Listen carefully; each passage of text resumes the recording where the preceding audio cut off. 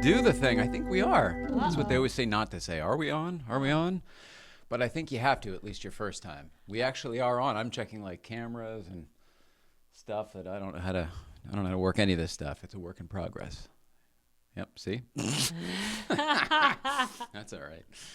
All right. Well, I am Jay Ryan. This is Nicole Ryan. We are the Ryans, and this is, I'm going to call it the porschelife podcast, but essentially, I think by the time we're done talking about it, it will sort of be clear what this is. Actually, it probably won't be clear because it wasn't clear to us, which is why we're doing it this way.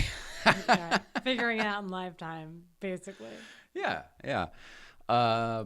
Essentially, this is going to be Life with the Ryans. And it's not Life with the Ryans as in like, oh, it's our reality show. It's more like we tried a bunch of different things to try to do this, to try to figure out what to talk about. Because we're into so many different things, and people know certainly of a lot of our interests. But we didn't want to pigeonhole into like a Porsche podcast or a car podcast or an adventure podcast. Sort of everything, because we've got medical stuff we want to talk about. We've got, future world thinking type things we want to talk about. Life, because it's really different and it's very fluid and it changes all the time and it's different for everyone, which is, for me, what was hard about defining anything we were going to talk about. Because everyone wants to pigeonhole everything, which I totally understand. It's easier to understand life that way when you can compartmentalize things. When people look at it through their eyes, you mean? Just their perspective? Yeah. Assuming assuming that life, what you know as life, is the same for everybody else. Right. Which is not fair. No. But everyone does it. It's a human thing, and it's just literally how we perceive our surroundings as humans. But once you evolve past that, because you have to usually, you realize that everyone's in their own head and they're all listening to their own inner monologue. So to reach anyone authentic, actually, you have to reach their authentic core, which means you need to know yours. So that's what we're figuring out, Sorry. What ours is. No, truly. So this started with, we've got kind of an Instagram following. Maybe we should go into this in order, I guess. Okay. There are a couple of videos that are out already on YouTube and stuff, and there are some more that I think are coming out. There's a PCA one that's coming out that tells a little bit of our story. We are not so vocal about it, not because we don't want to share it, but it's kind of like, don't want to bore anyone, don't want to give anyone sort of your depressing story that's turning into something good. You know what I mean? It's on its way up, and I feel like, to piggyback on my last point, like, people don't really care. And it's not that they don't care, it's that they're like, as people, but they don't want to hear it. It's not interesting in their everyday lexicon of what's happening in their world. Like, what isn't interesting? What we go through every day. Boy, that's like a podcast 5 type episode. Well, I like to go ahead. Just this, for the sake of our life is different than it used to be, and a lot of people don't necessarily understand that, which is totally fine because it's our job to make them understand that. And that, I think, was part of the reason for doing this. A lot of people, so the Instagram following was one thing. We went through some health stuff, both of us, and I got to remember how to do cameras at the same time here. It's confusing. And we decided to get a car and basically uproot our entire lives because we realized what was important at that point, having been through some turmoil and stuff. So we got a car, we started going on adventures, and we got an Instagram, and people started following it, and then we started trying to actually be serious about it too, and then more people started following it, and I don't know how many times at car shows I've been asked, are you on a podcast? How is this, like, do you have a podcast, or are you on somebody else? Like, all the time. So that's what we're doing. We're trying this. We're seeing how it goes. So that we can say yes to that question we get all the time. Absolutely. We're talking all over the place here because we don't know what we're doing. Hopefully we'll figure it out. And certainly we're open to taking suggestions for people who watch a lot of podcasts, not just for like, talk about this, although that's okay too. We sort of watch Joe Rogan's podcast and ones like that with substance. that tend to not necessarily have a time cap. And that's sort of what our model is. This could be 5 minutes, it could be 20 minutes, it could be an hour, depending on how long-winded we get. Is that fair? I think that's quite fair. All right. So Nicole is a former Hollywood publicist, and I say former because it literally couldn't be further from what she does now, but it is part of your life that you shed to start this new one. Do you want to talk about that at all? And it's okay if you don't. Sure. Yeah. What direction should I go? Basically, I want to let people know who we are because, the people who know us from car events and Instagram and stuff like that, they all know who we are for the most part.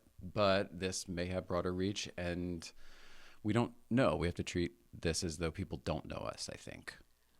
Okay. Well, I've always been quite bad at this part, Yeah. which is maybe why I don't do it anymore. Ironic that you used to be a celebrity publicist doing this for other people. Yeah, what I always used to say in meetings then, and I was just thinking about this morning, is like, I can do any of that communicating work for anyone else. Yeah. When it comes to me, I'm horrible at it, which only illuminates to me my own issues. But Well, that's part of this too. I mean, this is kind Yeah. of therapy for us as well, so why not? yes, this is my therapy. I plan on using it thusly. But anyway, publicists have a weird. You say that word, and people have a lot of different ideas of what that means. Right. There's also different kinds of publicists, which I didn't necessarily know when I got into this. And I was a personal publicist for talented celebrities. Okay. And that's how it started anyway. And then, as any business does, it gentrifies and it matriculates into different parts of the world that it's in. And it's in the entertainment. I was in the entertainment space with actors and comedians, and I veered into athletics also. And Okay. it's a different job than I think what people typically think of publicists is like hawking an event or selling something for free, like being the cheerleader, so to speak. And There are some publicists that is essentially the job, though, right? it's certainly And become forgive me, the 'cause- job now. Okay. And so I think, whereas I used to be, I am, and my job I looked at as more conceptually thoughtful, more longer term and short term, like because I worked with a lot of touring comedians, so you had to make sure that their date in Idaho would sell out because they needed that income and the revenue. But if they were doing a movie at the same time, it's a different message, than when you're talking to a national and international audience than Idaho. Did I get off track? Well, you're telling me how to be a publicist, and that's awesome and everything. I I'm know, curious I know. about you and why you don't do that anymore. Oh, sorry, you going into what I was No just apologies. We're figuring this thinking. out. We are figuring this out. On the heels of what I was just saying is that the instantaneousness of technology took over the business. So that's part of why it's a big part of why I'm not doing it anymore, is I'm more thoughtful and that requires more time. But really what the nail in the coffin is I have MS, and I look at it, whatever. No one really seems to know what it is, medical or layman Multiple or otherwise. sclerosis. Multiple, yes, it's multiple sclerosis is the name of it, but I don't think anyone seems to understand what the applications of it are on a human. So I'm figuring that out as I go. But what I do know is that it's a disease of energy, and my old life required more energy than I'm capable of maintaining. I think that is really, really well put. Really well put. Thank you. No, absolutely. Life changes, and when you go through some stuff, you kind of figure out what's important, and you make decisions based on all of a sudden what isn't important that used to be. So it makes so much sense as to why that is not something that is in your life anymore, in our life anymore. I don't know if other people understand that. People see us at car shows and stuff and events and whatever, and we often seem to have energy, and we often seem to be, you're up on your 2 feet and stuff like that and talking to people and walking around. But the truth is those things are early in the morning, and we plan them ahead of time, and we come home and crash often afterwards, right? We crash on, yeah, and we get up early normally, so it's like it fits in with our like habitualness, kind Yeah. of more so than like let's get dinner at 8. Like, Well, this is turning into a whole big, heavier thing. I'm so sorry, but this is all. I oh, think it's helpful for. I mean, it would help if I knew exactly what we were talking about, and again, experimenting. But I think that giving people a better understanding of who you are, not you, just Nicole, who one is, giving the world a better understanding of who you are as a person, who anyone is, I think is a service, not just to the world, but to you. You're teaching the world who you are, how to treat you. You're being honest, honesty with yourself and with the people around you, like your community around you. I think all that stuff is really important, and it's not easy to talk about. Really, nobody wants to talk about themselves. Well, I guess a lot of the people we're around like to talk about. But you know what I'm saying? When it comes to substance, anybody can do small talk. yeah, and that's the name of the game right now. Outside small talk, I don't do that. So It's exhausting, right? if it had, I find it exhausting. I find it exhausting because there's no goal. Like I don't get anything from it. So it only sucks my energy to go into the ether. Yeah. Versus a contemplative, thoughtful conversation with someone who's interested, who's interesting, and Yeah, that's interesting too. Just a matter of it's solely giving energy. You're not getting anything back. right. Well, why do we do it? What do we get back? Do what? Small talk? No, just in general. Yeah. I mean, we continue to go. It doesn't sound like such a fun thing to do based on this description, yet we do it all the time. So I want to make sure that we cover both sides of the coin here. Well, I get really heady, and I don't know if this is for the first podcast, but like Sure, whatever you want. my psych No rules. background explains that to me. You went to, hence the mug behind you. You went to University of Michigan, right? I did, and I was a dual major, which is actually a way bigger deal now than Fine. You get comfortable. You can bring the mic to you. Thanks. It's a way bigger deal now that I realize how influential my paths of education have become. But psychologically, we all want to connect. So you small talk with people, like it's like bumper cars. Like you bump into someone until you get a response, and then maybe you go deeper. Most people don't know that, and they don't intentionally try to go deeper. They just bounce into everyone until they are stuck, and then it's like, oh, we should figure out why we like each other. Holy cow, that sounds like a nightmare, and I think you might be right. Yeah, I think so. That's something to think about in its own right.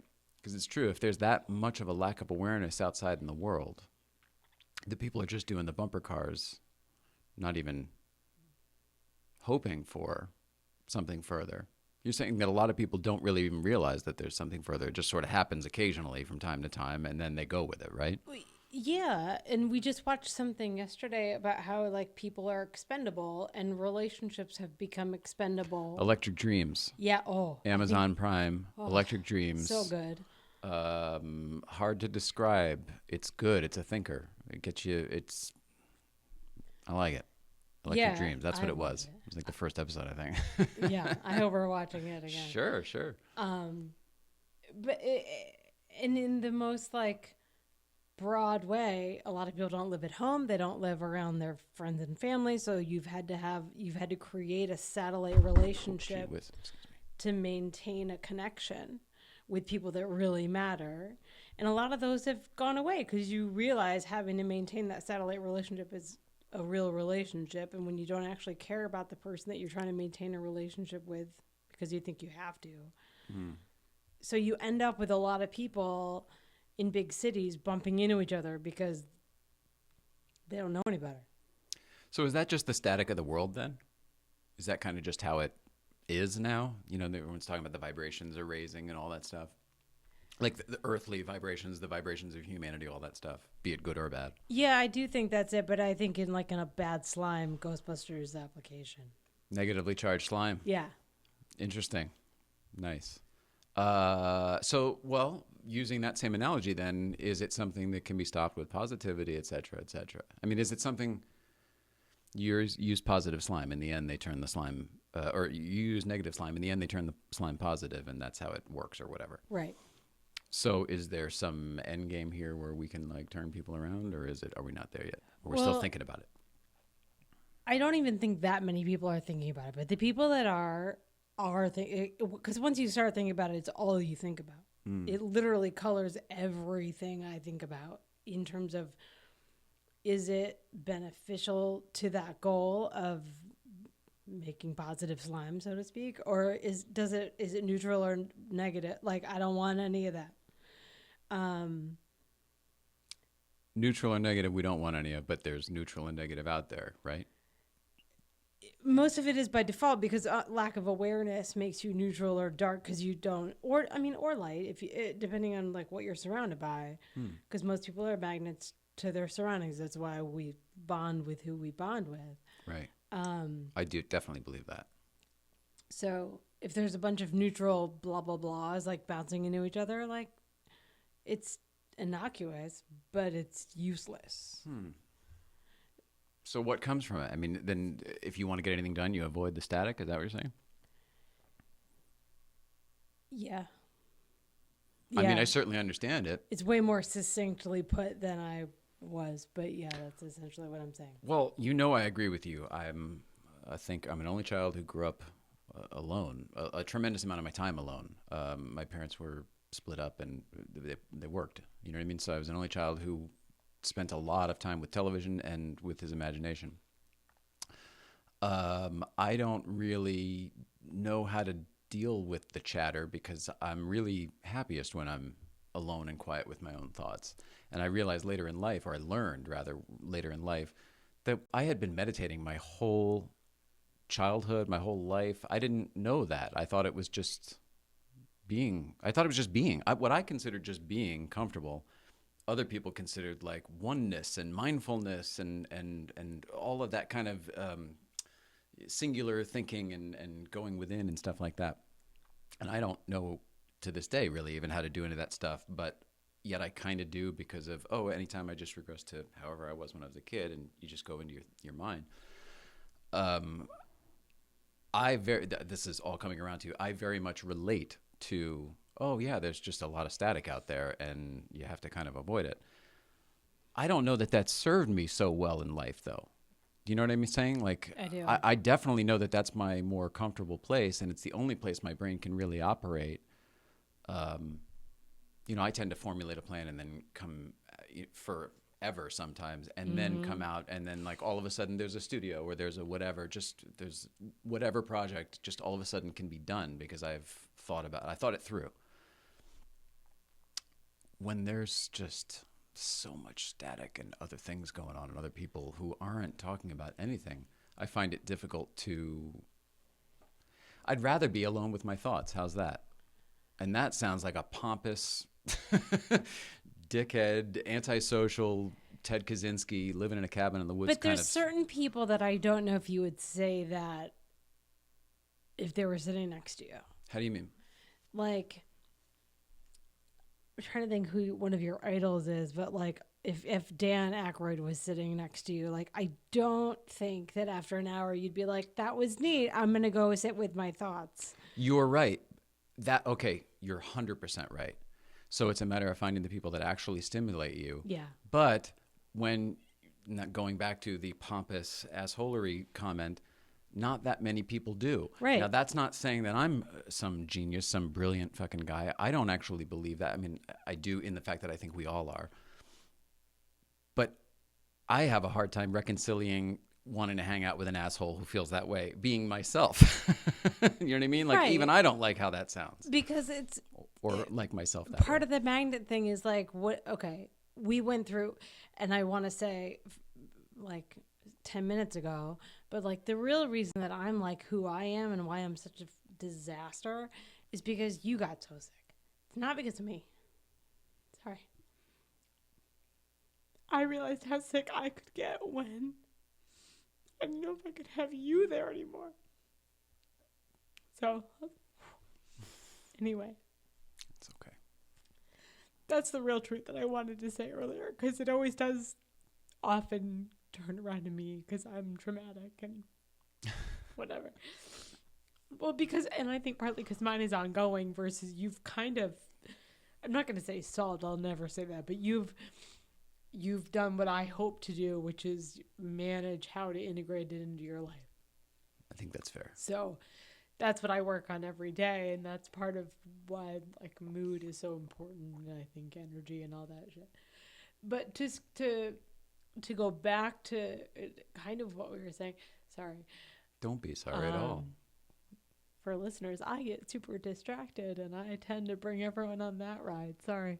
Well, I'm not sorry. But anyway. It was that smile everybody loves. Part of the thing about static is that everyone has different color magnets. Whether they know they're on or not, if they have energy, their light's on. Interesting. So I think this might be something. This is all I think about. So I've put a lot of thought behind it.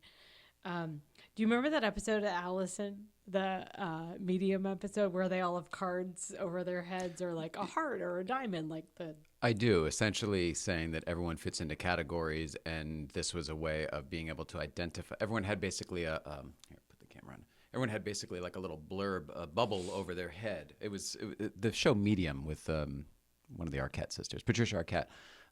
It's so good. I need to watch it again. It's for an episode, a procedural type, episodic type show. It's very enjoyable. Anyway, yeah, I do remember that episode. Okay, so like you abstract that out and make it bigger, and like they're not just like suits of cards or whatever they are in there, but like those are everyone's magnet indicators. And so if you don't have... How many options are there? It's not just polarity is generally, negative and positive. Polarity is old like 3D matrix, and now it's spectrum. So it's now like the full color of the rainbow. And I think the point of, you've heard of like the age of Aquarius and shit, like all of that, like the song and the it's coming and whatever. We're now, between now and like 2024 is like the kickoff party, so to speak. And like that... It basically, Aquarius is like all the different kinds of fish in the ocean. Like, so you have all those different kinds of people. So you have to sometimes, if you don't feel satiated by the people around you, which I think is a lot of people sometimes, you have to kind of dive into the static and go in the Nemo ride, Finding Nemo, and like just hang out and see who you meet for a while. And you're going to gravitate and magnetize toward some people, and that's the flow, that's the fluidity of like dive in and dive out and like get what you need when you need it and give to others what you can when you can, and it allows that flow to continue. That to me is the most important part, and what has, I don't want to say turned my life around, but certainly makes it easier to put the happy face on in the morning, is being more not just open to helping others, but more what's the word I'm looking for? More active, more proactive in helping others in any way, because literally the only thing that makes me feel good these days, I shouldn't say that, but the thing that makes me feel the best, that's fair. The thing that makes me feel the best these days about myself or about getting up in the morning is knowing either ahead of time that there's something I'm going to be able to do for somebody that day that's going to help them and make their life better, happier, easier, whatever. And or something that I had just done that, maybe the benefit will be rolling over or something like that. Those two things, and by the way, that's something you have to keep the stockpile going. It doesn't just sit. You know what I mean? You have to you can't just do something nice. It's kind of a bummer and then before feel you good know about that, it. Yeah. Oh God. You want to relish how good you feel, and it depends on what you're doing it for. But yeah, 100% at first you're like, whoa, this feels really good. And then you get caught up in like, oh, this feels really good. And that's not the point. And it stops completely the next time you wake up, essentially. You're back in the, I can't think straight again. You know what I mean? Just you wake up in your human every brain. Day. Wake up in your human brain. Anyway, so that's a stockpile too. And it's funny how it doesn't need to be. I used to think it was financial or like helping somebody move or build a house or Habitat for Humanity, or all of these things are fantastic.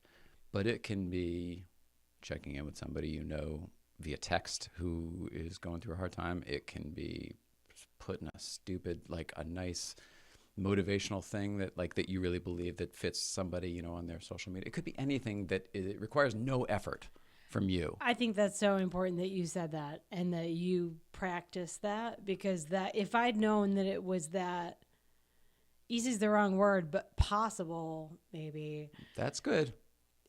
I would have acted differently all the way through. Like, I think I wasn't conscious. I wasn't conscious for most of my life. I wasn't present. But the pieces that I remember pushing. I was talking to my parents one time. I was like, well, I wanted to switch jobs. And I was like, but there's no money in that. Like, I kept being like, what do I do? What do I do? Right. Panicking, really, but they're oblivious, but whatever. And my dad, I remember him being so disgusted with me and being like, you really need to work for a nonprofit. And I was like, oh, it's not. I realized how I must have sounded. Because it wasn't about... How long ago was this? How old were you? 28. Okay. So it was... 10 years ago. Ish. It was my last major job move, though, prior to you being in my life. And so I really counted on them. And so their disapproval of what I was saying, which is totally fair, it must have sounded like a total twat. Like, who... I can't imagine. But... That's a word you don't hear very often anymore. Sorry. I miss my comedy people. It's good. It's good. No, there's no problem with it. I just wish I'd known it could be that doable versus like I thought I was going to have to like save and uproot my life and go into the Peace Corps versus like, oh, you can just be nice to people and go out of your way to be nice to people. Okay. That is, I see your point. And is that upbringing? I mean, how does that, whose responsibility is that? Is that our responsibility to figure out in the world? I mean, ultimately, it's our responsibility, right? Everything is ours at the end of the day. Ultimately, but I do think it can be augmented by upbringing in that space, which neither of us had really, but it's not anyone's fault. It's just I consider it a miracle that I survived. We haven't even talked about me yet. We'll save that for another day. I mean, this is crazy. I don't even know how long we're going now. It's already a half hour, and we haven't talked about anything. I mean, yet we have. You know what I mean? Yeah. I think that's important. That is almost it's a whole. Everything is like its own podcast because I want to talk about everything at length. And I'll learn how to do that too. Just keep going. I hope so. All right. Well, let's just put a pin in all of that now because that was pretty heavy and that was awesome. And that shows how we are at home when we generally talk. Yeah. Apologies in advance, but not really again. So why do we have a podcast? We sort of covered that. What are we going to do with it? What are we going to do with this channel? It's open. We're open to suggestions. We're open to interpretation. Chances are it's just going to be us with whatever we think we want to do. You know what I mean? Like we're not the type of people that we don't need the marketing and the box checking and the whole like, all right, did you fulfill this moment? Did you have the tear jerky thing? You know, we're not really going to follow any kind of models or templates. It's going to go definitely, what does Magnus always say, go with your gut. And that's just good advice, period. Do you believe in the brain gut connection? Do you believe that that these are wholeheartedly? Yeah, I do too. I'd love to talk about that someday too. Okay. Like we make a list. These are all different ones. Yeah. Did you watch the eclipse? No. Are you upset? You? No, and I'm really upset because it's on the calendar. I've been ready for this for like a month or so, and I am so irritated again at myself for it's been on the calendar. I've been ready for it. I thought it would be tonight. Like the night of the 31st, I thought it would be tonight, not early this morning. Yeah, it and was like 5:30. But I feel like such an idiot for overlooking something that I actually was looking forward to. And, you know, I never do those things. I did one solar eclipse in my life when I was working at Channel 12 when I was in high school. It was just a coincidence. That's what was one. And they sent a news crew outside with a camera and shit. So I went outside to check it out. I never partake in those things. And mainly because I I always kind of go against the grain of the group. Yes. Yes, you do. again, because I'm comfortable over there in the silence. I'd rather take pictures from afar. I'd rather have a vantage point that other people don't have so that I can then share it with them and be like, look, everybody, there's other ways to look at this. I'm so glad that you're going to share your audio of so other people understand how I talk to you. Sometimes it's hard. You're not on the path with many people, which is why you're amazing, but it makes it impossible to relate to anyone else sometimes. And then I come back and I try to relate to you, and that's worse. So I've just stopped. Well, it sounds like I'm the tough cookie here then. You are, because in the sea of static, you're not. And I got caught up in a world that was full of static, and I got really demagnetized all over the place. So I'm coming back.